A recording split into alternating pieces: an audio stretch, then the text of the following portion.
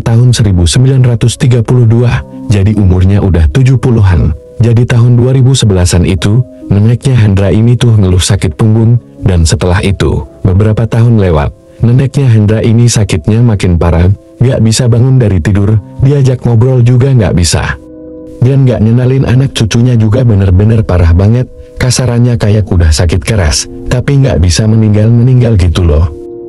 Tapi bapaknya Hendra ini ngerasa kalau ada yang nahan si neneknya ini, yang kelihatannya udah harusnya meninggal tapi nggak meninggal, dan nggak tega juga kan ngeliatnya kayak gitu. Akhirnya di tahun 2013 sampai tahun 2014-an, neneknya ini pindah ke rumahnya Hendra, diurus sama keluarganya Hendra.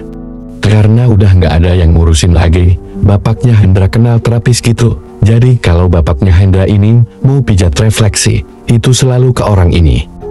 Dipanggil lah, dicoba cek tuh neneknya kenapa, ya nyoba aja gitu, kali aja sembuh, atau gimana gitu kan. Dan di situ keadaannya Hendra ini lihat banget, kaki neneknya ini cuma dipegang sama si terapisnya itu, terus neneknya itu teriak-teriak, aduh Gusti sakit banget ya Allah, angkat aja. Kayak gitu, bingung dong kenapa nih nenek, padahal awal sakitnya di punggung, tapi kok dicek kakinya, langsung kayak gitu.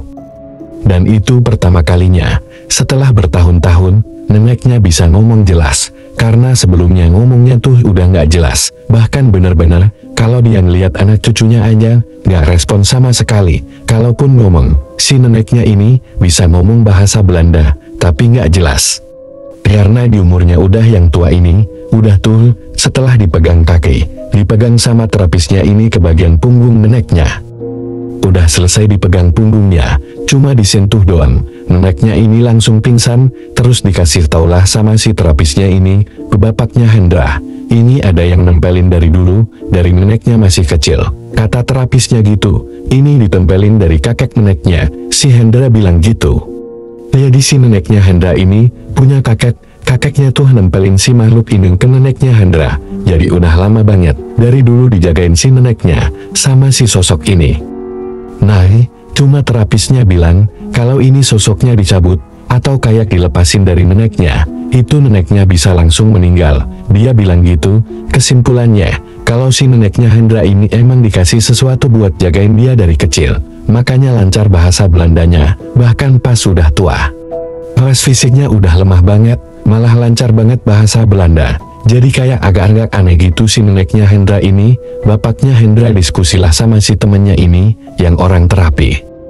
Akhirnya diputusin lah, kalau dicabut aja gak apa-apa, maksudnya dilepasin aja nih si penjaga ini, karena bapaknya Hendra kasihan banget ngeliat neneknya Hendra itu kayak kesiksa gitu. Besokannya langsung lah, temen bapaknya Hendra, yang terapis ini, datang sama istrinya, kita sebut aja nama terapis ini, Kak Rahman sama Bu Rahman. Masuk tuh ke proses pencabutan arwah yang nempelin si neneknya Hendra ini. Kejadiannya di dalam kamarnya si nenek ini, dan yang boleh masuk cuma bapaknya Hendra. Jadi dia di dalam ruangan, cuma neneknya Hendra, bapaknya Hendra, Pak Rahman sama Bu Rahman. Hendra sama ibunya ngeliatin dari luar lewat jendela, jadi mereka berdua gak ada di dalam ruangan itu. Hendra ngeliat si Pak Rahmannya itu, megangin kaki neneknya dia, terus Bu Rahman itu, yang dalam tanda kutip, nyabut si sosok yang nempelin ini. Pas mau dicabut, teriak lagi nih neneknya, kencang banget udahan, saya gak kuat Gusti Allah, kayak gitu teriak-teriak, bener-bener kencang banget si neneknya ini teriak, dimarahin sama Pak Rahman, gak ada Gusti Allah, adanya hanya Allah, kata Pak Rahman gitu, terus lanjutlah si Bu Rahman. Si istrinya Pak Rahman ini, narik pelan-pelan, pas sudah selesai ditarik, nempel tuh di pojok kamar bagian atas si sosok ini.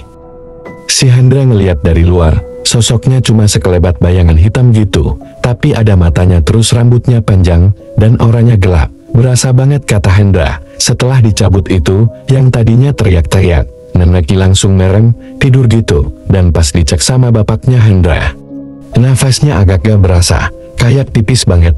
Komunikasilah Pak Rahman dan Bu Rahman sama si sosok ini, kayak ada tanya jawab gitu ke arwahnya. Ditanya, udah dari kapan nempelin? Katanya dari lahir, siapa yang naruh?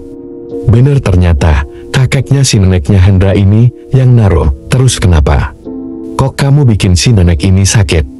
Kata si sosok ini, iya karena Saya udah tahu, dia tuh sebentar lagi udah lewat, udah mau meninggal, kan udah tua, dan saya gak ada tempat lagi. Majikan saya juga udah gak ada. Saya bingung mau kemana, makanya saya gak pengen dia pergi. Kata si sosok ini, kayak gitu, makanya ditahan.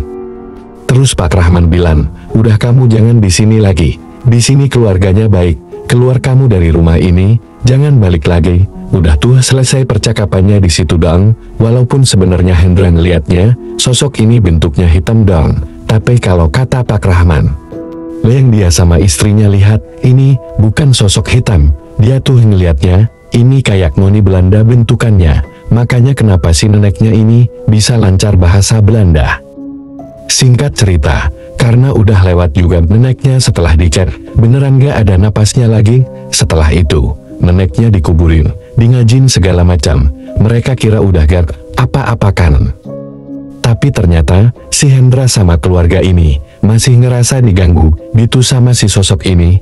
Kayak rumahnya agak aneh deh, orangnya juga gelap banget, dan suka kadang-kadang di dalam kamar neneknya suka ada suara-suara kayak benda gerak, piring pecah, segala macam. Dipanggil lagi tuh terapisnya, suruh datang dan suruh bersihin si kamarnya ini. Dan untungnya setelah itu si sosok ini pergi dan gak ngeganggu keluarga Hendra lagi.